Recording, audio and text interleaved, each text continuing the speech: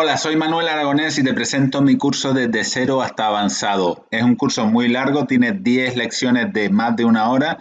Es totalmente gratuito y te invito a que hagas el curso. Te voy a dejar aquí un fragmento para que veas cómo es. Y si quieres ser un experto empezando desde cero sin saber nada, apúntate.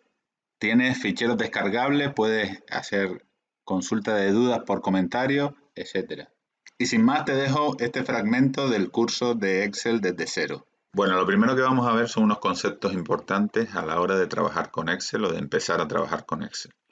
Vale, el primer concepto es libro de cálculo. El libro de cálculo es el fichero completo de Excel. Y cada fichero de Excel está formado por hojas de cálculo. Entonces el libro es el fichero completo y las hojas de cálculo son cada una de estas hojitas que nosotros vamos creando aquí en el libro de cálculo. Que en principio en las versiones nuevas de Excel podemos crear todas las que la memoria de nuestro ordenador nos permita. En las versiones de 2003, por ejemplo, no podíamos crear todas las que nos permitiera la memoria, sino teníamos un número limitado que eran como 255 hojas. ¿Vale? Pero ya en las versiones nuevas podemos crear todas las que nuestro ordenador como ordenador y como memoria nos permita.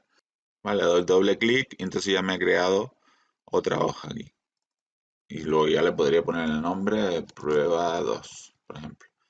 Vale, y es importante que no pueden ponerle el mismo nombre a dos hojas. Entonces, siempre si van a guardar la hoja y le van a poner un nombre que ya hay una hoja con ese nombre, no les va a dejar y les va a dar un error. Entonces, lo normal es que no se haga eso. Siempre hay que ponerle un nombre diferente.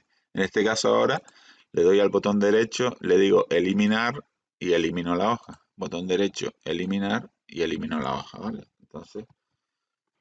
Y hasta aquí este fragmento del curso de Excel desde cero hasta avanzado. Te dejo el enlace al curso desde el principio y no dudes en hacerme las consultas que necesites.